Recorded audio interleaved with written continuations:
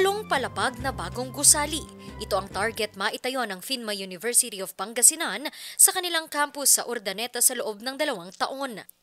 48 silid-aralan at 5 laboratorio ang inaasahang magagamit ng mga mag-aaral sa naturang gusali.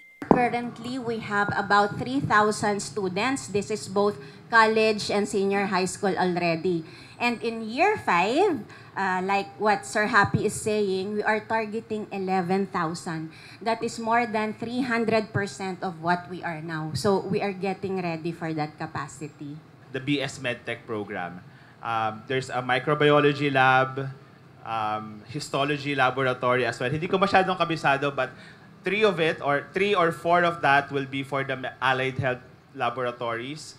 1 will be for the architecture program. Bukod sa mga dati ng kurso, bubuksan nila ang gusali para sa kursong medical technology. As mentioned, MedTech was newly approved by CHED.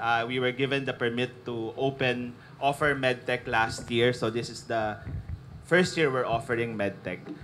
In the process, we intend, the key intention is to make sure that the programs we have in Dagupan will be offered also here in Urdaneta. Umaabot sa kalahating bilyong piso ang magagastos sa naturang gusali. Ganun pa man, pagtitiyak ng universidad, hindi tataas ang tuition fee ng mga estudyante. Kanila kasing mantra, mapabuti ang buhay ng bawat isa sa tulong ng edukasyon. And I guess many of our student projects now involve communities. If you will ask some of our student researches and research action papers, many of which are directed towards helping the underprivileged sector. We need to understand ano yung kayang affordable tuition fee para sa isang pamilya.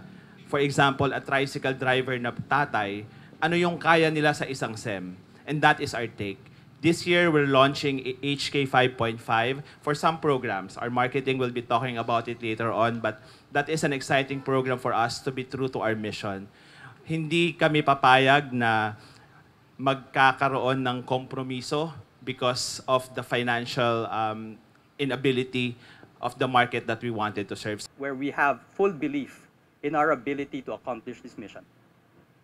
We have full belief not only in our growth, but in our ability to transform the lives of students. Suportado naman ito ng Commission on Higher Education.